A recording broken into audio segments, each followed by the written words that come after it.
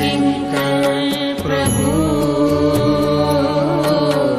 शरणं प्रपद्ये। इतना दबाव है इस समय, क्योंकि समय की सीमा है। अगर सिर पे हमारी दृष्टि जानती जाती है तो दिखाई दे रहा है कि तो अखंड ज्ञान रस है, शांत रस है।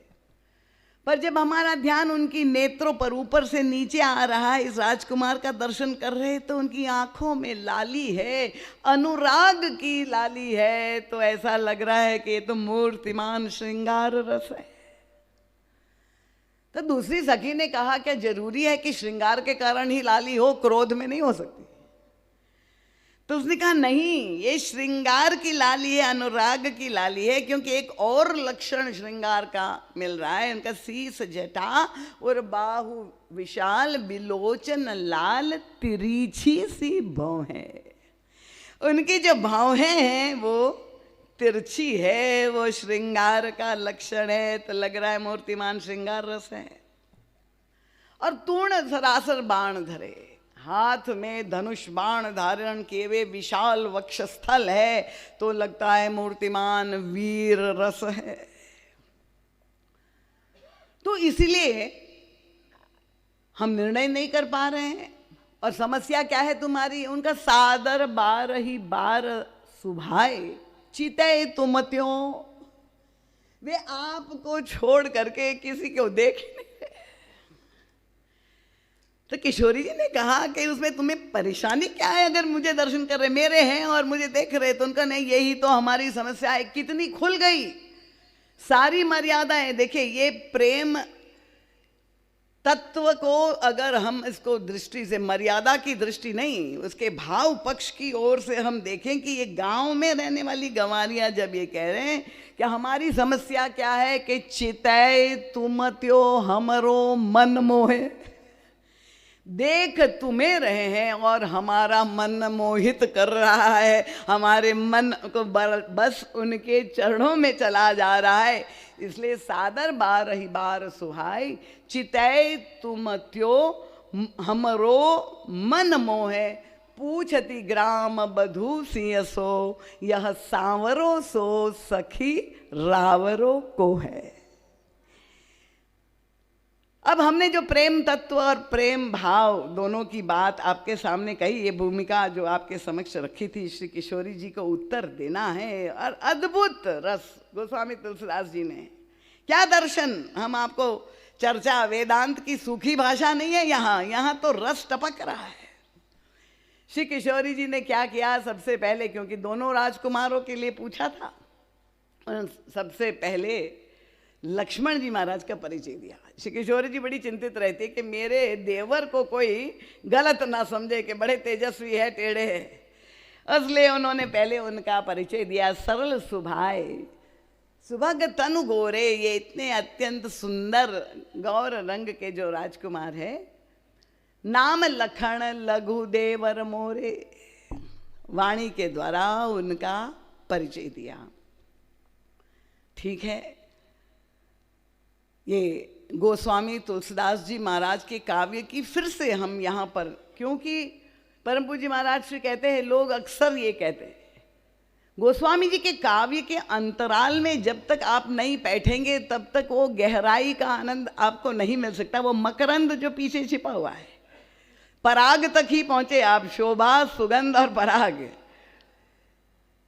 महाराज जी तुलना करते, मैथिली शरण जी गुप्त के सामने भी ये बात थी। हमारे श्री रविंद्रनाथ टैगोर ने भी लिखा कि जो है उर्मिला के साथ न्याय नहीं हुआ, मानस के उपेक्षित पात्र के रूप में। अब वहाँ मैथिली शरण गुप्त ने साकेत में तो लिखा, उन्होंने परिचय की क्या विधा बताई कि वहाँ लक्ष्मण जी का परिचय उन्होंने दिया कि ये जो गोरे रंग का राजकुमार है मेरा देवर है। और प्रभु का परिचय देना था तो उन्होंने कहा कि उनके साथ मेरे बाजू में जो बैठे हैं वो उनके ज्येष्ठ हैं, उनके बड़े भाई है। तो लगा कि ये भारतीय नारी की मर्यादा, पति का नाम नहीं लेना चाहिए, इसलिए उन्होंने अपना काव्य कौशल का प्रयोग किया।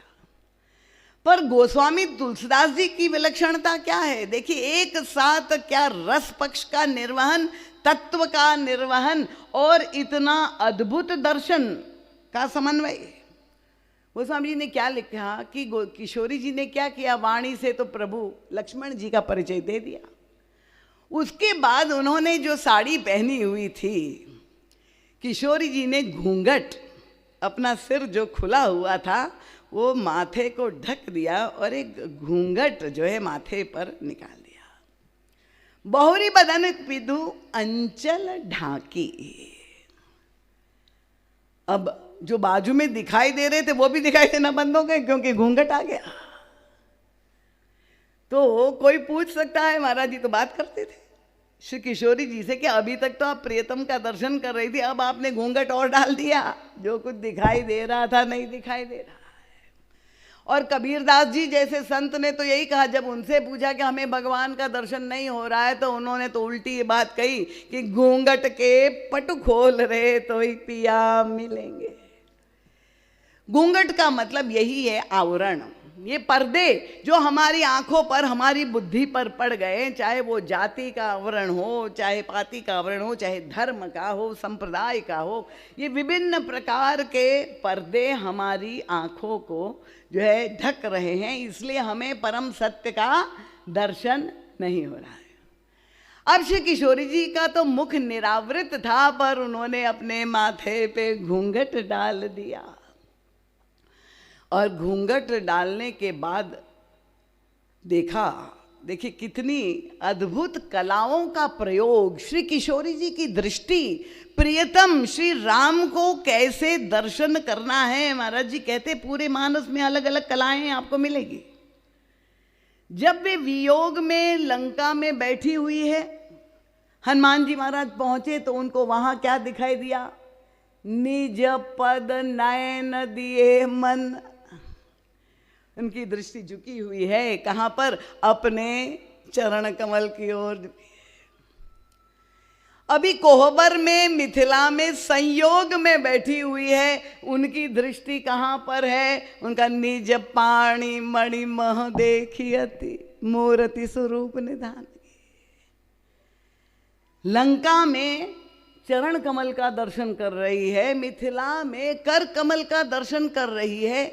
ये क्या तात्पर्य है? ये सारा रहस्य ये तो केवल परम पूज्य महाराज श्री हमें ये बता पाए कि किशोरी जी हमें दर्शन की कला सिखा रही है, क्योंकि बहिरंग रूप से लग रहा है इनकी दृष्टि झुकी हुई है, चरण कमल की ओर है, पर वो कहते निज पद नयन दिए मन राम चरण कमल लीन। लग रहा है अपने चरण कमल को देख रही, पर मन कहाँ है उनका? वे राम चरणों का दर्शन कर रही है। भले लंका में वियोग में दिखाई दे रही, पर मन जो है वो प्रभु के श्री चरणारविंद में, वहाँ भी पूर्ण तादात्म्य और एकता अद्वैत भाव में वो समाधिस्थ स्थिति में। निज पद नयन दिए मन।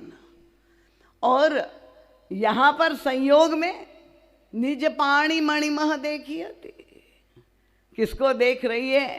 तो उनका मूर्ति स्वरूप निधान। कोई आभूषणों का दर्शन नहीं कर रही है, उस आभूषण में जिनको वो दिव्य आभूषण मिल गया हो, वो सारे भूषणों का जो आभूषण है वो कोई आभूषण की ओर देखेगी। तो यहाँ श्री किशोरी जी ने जब एक आवरण अपने माथे पर एक घूंघट डाल दिया, ऐसा रसमयी प्रसंग, और तब उन्होंने कहा कि तुम देखना चाहती हो। समझ गई कि ये जो भावुक गवारियां हैं वो जानती तो है कि इन दोनों का संबंध क्या है, पर उसके हृदय में उत्कंठा है कि प्रियतम को वो कैसे देखती है, वो दृष्टि भंगिमा का हमें आनंद मिल जाए, श्री किशोरी जी की चितवन का दर्शन हमें मिल जाए कि वे कैसे अपने प्रियतम का दर्शन कर रही है, वो भाव पक्ष की पराकाष्ठा। और तब किशोरी जी ने घूंघट इसलिए डाला, महाराज श्री कहते हैं ये संकेत यही है कि तत्वतः तो हम दोनों एक है, दो है ही नहीं, पर भाव रस के लिए चलो आप जानना चाहते हैं तो हम द्वैत उपस्थित कर देते हैं, हम दोनों के बीच में पर्दा कर देते हैं। ये एक ही अब दो बन गए। और तब बहुरी बदन विधु अंचल ढाकी, तो प्रभु को नहीं देख रही, उनका नहीं।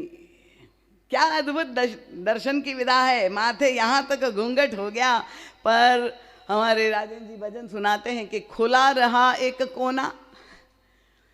सारे कार्य और दायित्वों को करते हुए हमारी दृष्टि, श्री किशोरी जी घूंघट का एक कोना उठा करके पिय तनु चितई भौह करी बाकी, बंकिम दृष्टि से प्रभु की ओर देखा। ये बंकिम दृष्टि का क्या तात्पर्य? किशोरी जी बताना चाहती हैं कि आप लोग समझते हैं बड़े सीधे हैं, पर ये ब्रह्म मत पालना, ये जितने टेढ़े हैं ऐसा कोई टेढ़ा नहीं है। ब्रह्म से अधिक टेढ़ा कौन हो सकता है? तो पियतनु चितई भौह करी बाकी। और श्री किशोरी जी ने जब संकेत किया, अद्भुत रस। महाराज श्री कहते हैं कि वो जो निधि पुष्प वाटिका में जब प्रियतम का दर्शन उन्होंने किया था, लोचन मग राम ही उर आनी दीने पलक कपाट सयानी, जब उनको अपनी निज निधि आंखें, मैंने कहा कि सौंदर्य को खोजते हुए जब सौंदर्य सुधा सिंधु को प्राप्त कर लेते हैं तो वो मिल गए जिसकी खोज थी। उनको अपने हृदय मंदिर में आंखों के मार्ग से ला करके क्या करना है? उनका आंख दीने पलक कपाट सयानी, आंखों की पलकें बंद कर दी। मेरी निज निधि जब मुझे मिल गई, किसी को धन मिल जाए बहुत ज़्यादा मात्रा में, तो क्या जाके सबको प्रदर्शन करेंगे कि सुनाएंगे, अखबार में छपाएंगे कि मुझे 10 करोड़ रुपया मिल गए? अपनी निधि को तो व्यक्ति छिपाता है। श्री किशोरी जी ने अपने निज निधि को छिपा लिया। और सखियां यही जानना चाहती थी कि जहां ये प्रियतम की ओर देख रही है, खंजन मंजू तिरीछे से नैननी। अब नेत्रों की तुलना खंजन पक्षी से कह रहे, अब मैं क्या व्याख्या करूं? ऐसा दिव्य दर्शन, खंजन मंजू तिरीछे सी नैननी, निज पति तिनहि कहहि सिय सैननी।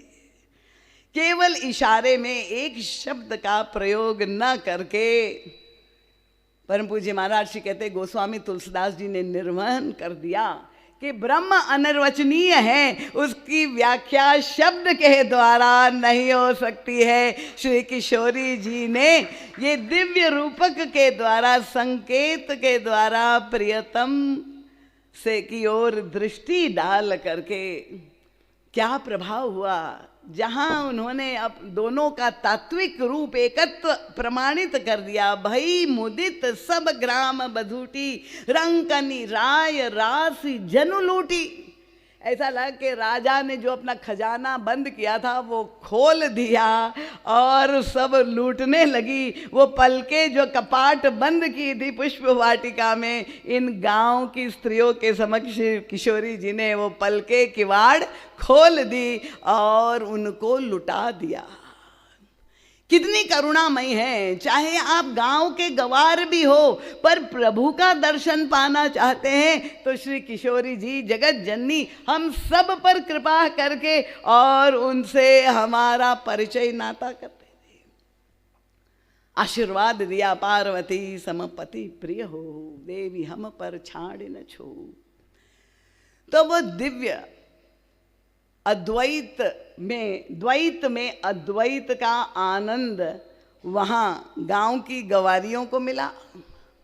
पर ये कोहबर की जो सखियां थी, जो दर्शन कर रही श्री सीता जी अपने कर कमलों, मैंने कहा कि वो व्यंग विनोद जो चल रहा था, अट्टहास, ऐसा आनंद, क्योंकि मैंने कहा दूल्हे की परीक्षा है कोहबर, और ऐसे टेढ़े प्रश्न जब पूछे जाते हैं पर वे रामायण ने गोस्वामी तुलसीदास जी ने उस पद में कहा कि संबोधन ही यही करते, गर्भ करहु रघुनंदन जनि मन माय।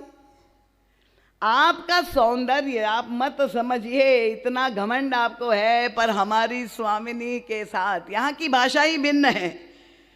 धनुष यज्ञ में आप जो भी स्तुति कर दे भगवान की, पर कोहबर में तो गाली का ही ये जो प्रेम का पक्ष है, यहाँ मर्यादाएं नहीं है, प्रभु को संबोधित कर रहे।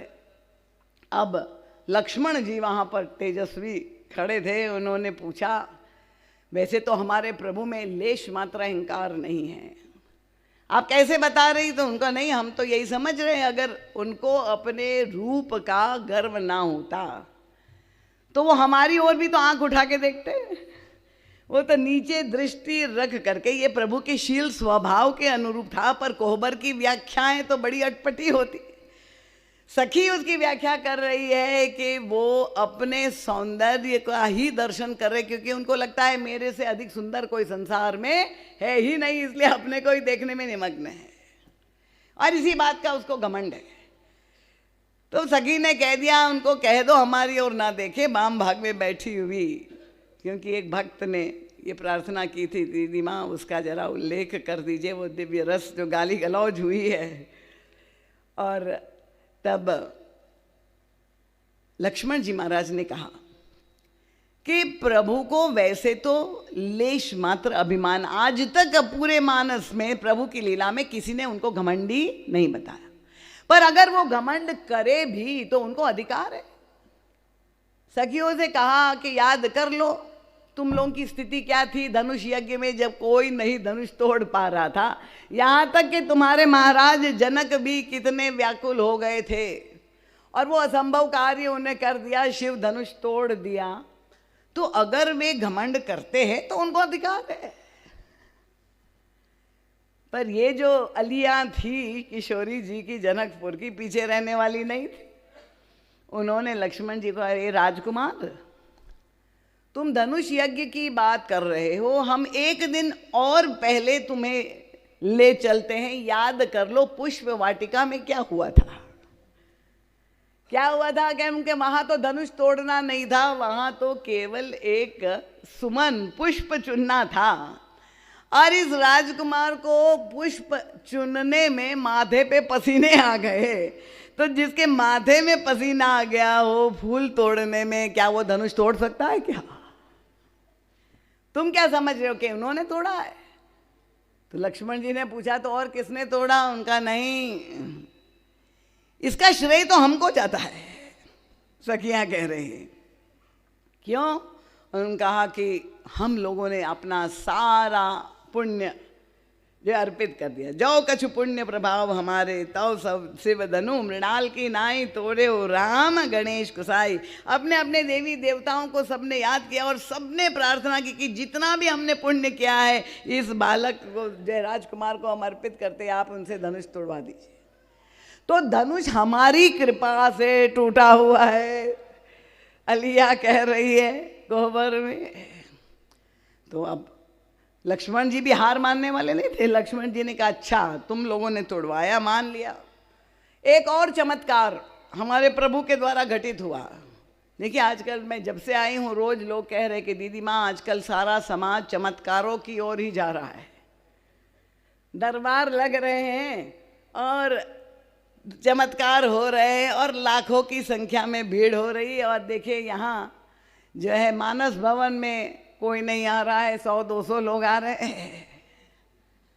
तो मैंने कहा ये कोहबर है, और कोहबर में तो केवल रसिक अलिया ही आ सकती है, वहां जन साधारण भीड़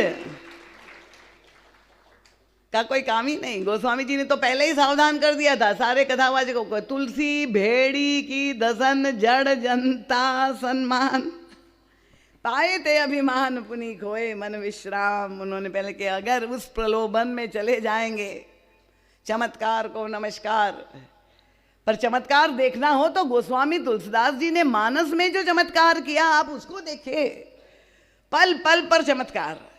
ये सारे अंतर्भाव जो युग तुलसी ने निकाल करके दिए हैं, और तब लक्ष्मण जी ने कहा कि प्रभु के द्वारा अहिल्या का उद्धार हुआ।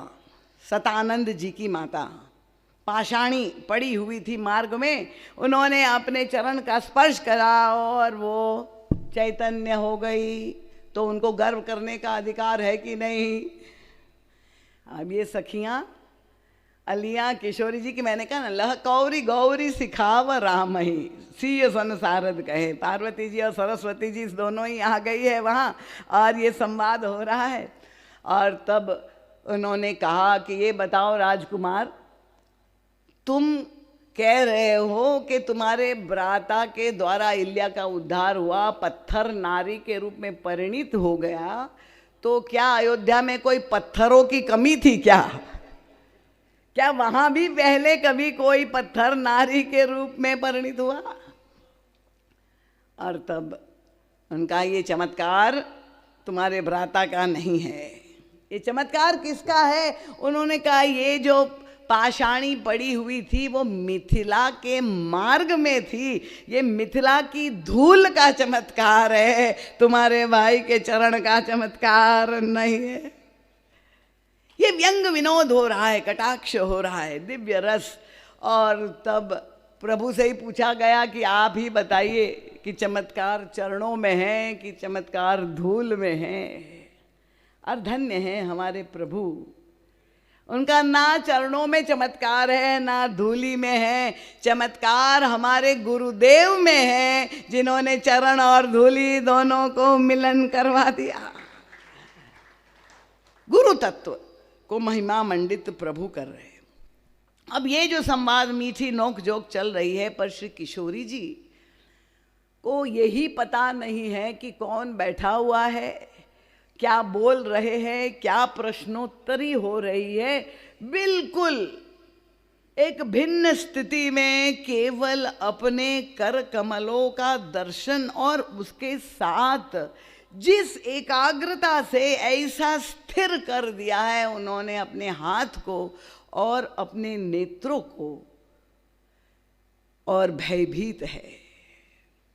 ये जो प्रभु का दर्शन कर रही है, ये कौन सी विधा हमें सिखा रही है?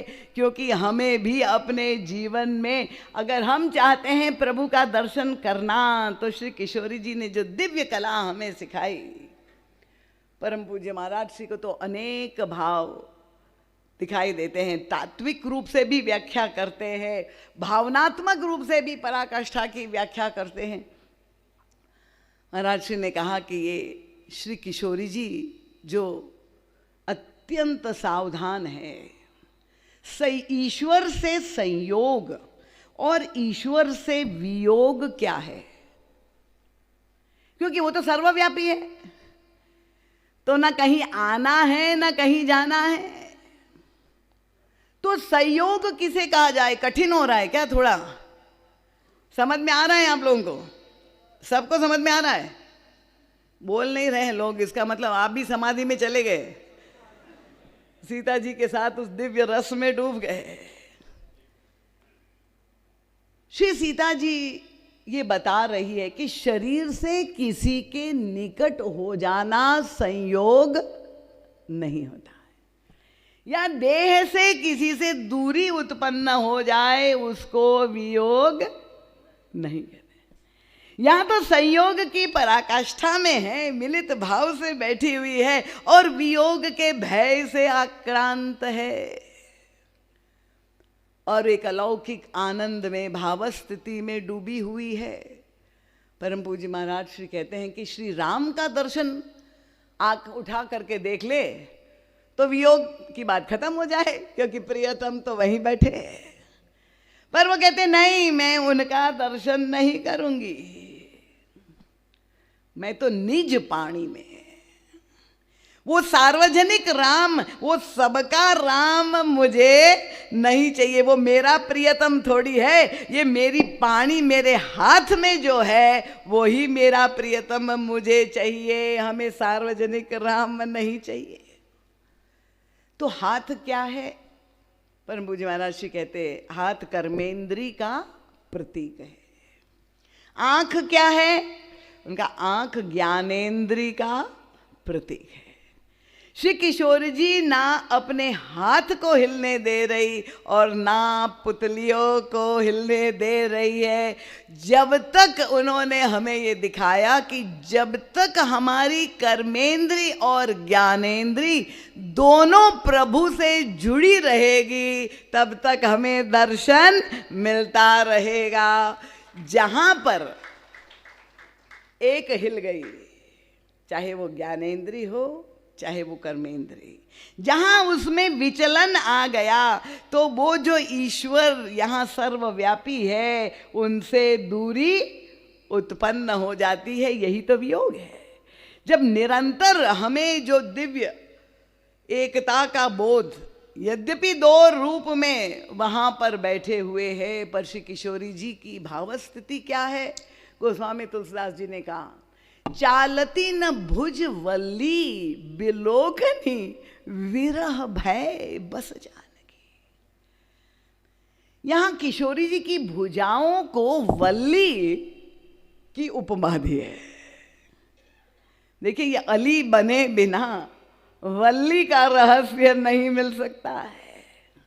और कोई उपमा नहीं थी कवि श्रेष्ठ गोस्वामी तुलसीदास जी महाराज को, पर श्री किशोरी जी की उपमा कर कमलों के लिए जिस उपमा का प्रयोग किया है, निज पाणी मणि मह देखियति मूर्ति स्वरूप निधान की, चालती न भुज वल्ली बिलोकनी विरह भय बस जान। वल्ली महाराज जी कहते हैं लता को। लता आप समझते हैं? क्रीपर, जो पेड़ पर लिपटी हुई रहती है।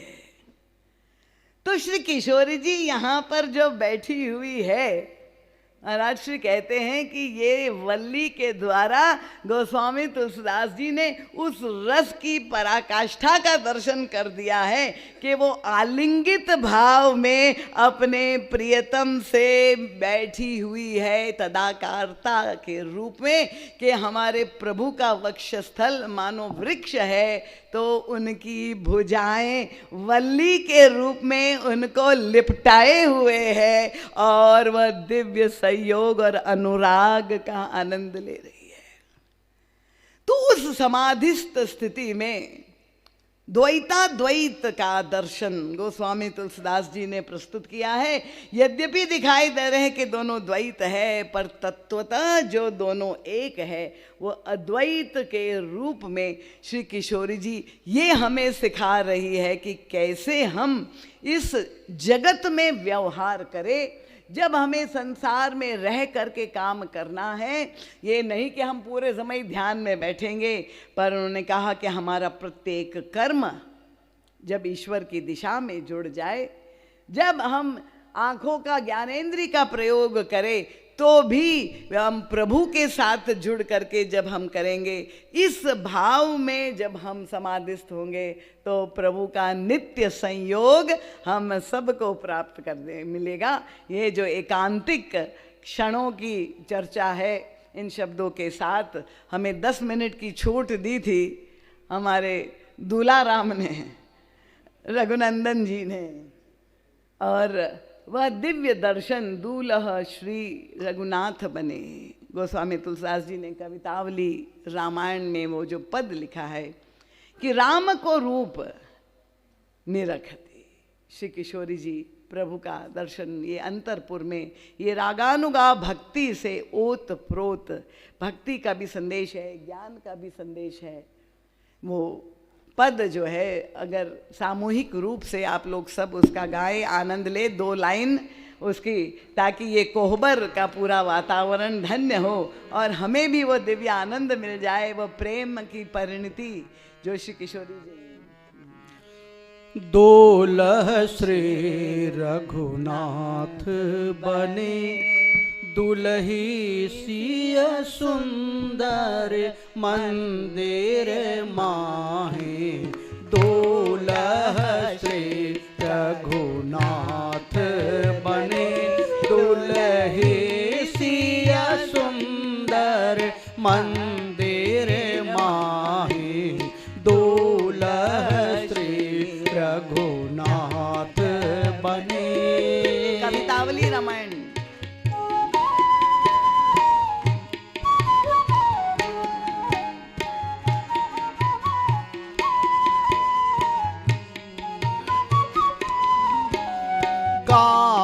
गावती गीत सब मिली सुंदरी, गावती गीत सब मिली सुंदर।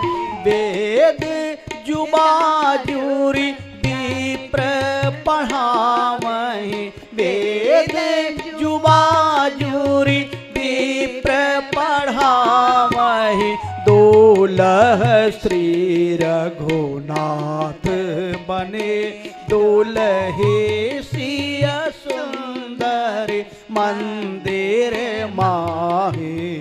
दुलह श्री रघुनाथ बने।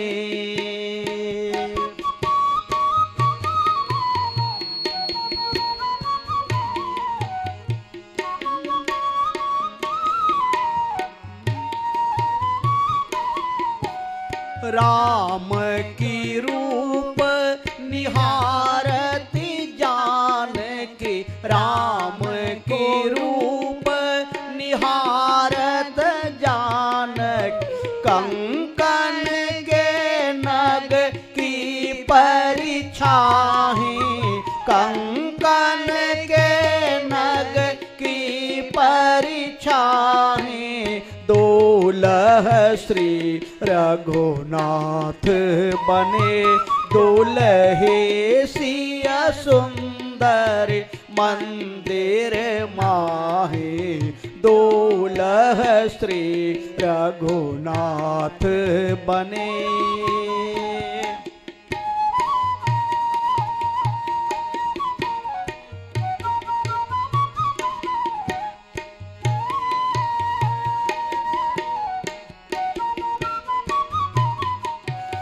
याते सब सुधि भूली गई कर, याते सब सुधि भूली गई कर। टेक रही पल टारत नाही, टेक रही पल टारत नाही।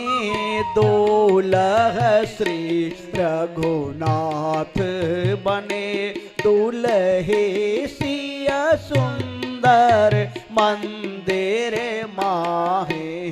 दुलह श्री रघुनाथ बने, दुलही सिया सुंदर मंदिर माहे। दुलह श्री रघुनाथ बने। बोलिए दूल्हा गोबर सरकार बिहारी महाराज की की जय।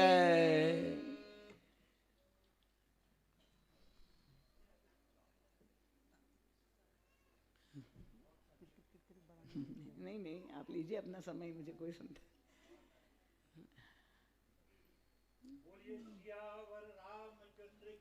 जय। बहुत सुंदर भाव दशा बंधुओं। वो कथा जो कभी नीलांचल पर्वत पर कागभूषण जी ने गरुड़ जी को सुनाई, कैलाश पर भगवान शंकर ने पार्वती जी को सुनाई और याज्ञवल्क्य जी ने भरद्वाज जी को सुनाई, वही कथा तुलसी ने मन को सुनाई और फिर पूज्य किंकर जी ने सबको सुनाई और आज उन्हीं के प्रतिनिधि के रूप में दीदी हमें सुना रही हैं। आप करतल ध्वनि से स्वागत कर। दूसरी बात, पूज्य गोरेलाल जी शुक्ल, साकेतबासी, पंडित रमाकांत जी दुबे जैसे महापुरुषों ने ये जो दायित्व निभाया, इसकी चर्चा हमारे कार्याध्यक्ष महोदय रघुनंदन जी ने की। और कोरोना काल में जब सारी प्रक्रियाएं ठप हो गईं, ऐसा लगा जैसे समय का पहिया थम गया है, तब रघुनंदन जी आ गए और सारी व्यवस्थाओं को देखते हुए उन्होंने हमारे राजन जी, सचिव कैलाश जोशी जी, हमारे महेश द्विवेदी जी जो हमारे वो हैं निदेशक, आदरणीय जैमिनी जी और हमारे प्रबंध कार्यकारिणी के सभी सदस्य, हमारे संपादक जी मिश्र जी जैसे लोगों ने मिलकर फिर पुनः ये सब स्थापना की और पुनः उनके उद्देश्यों को नीत लेकर के ये चल रहे हैं। ये बहुत गौरव की बात है।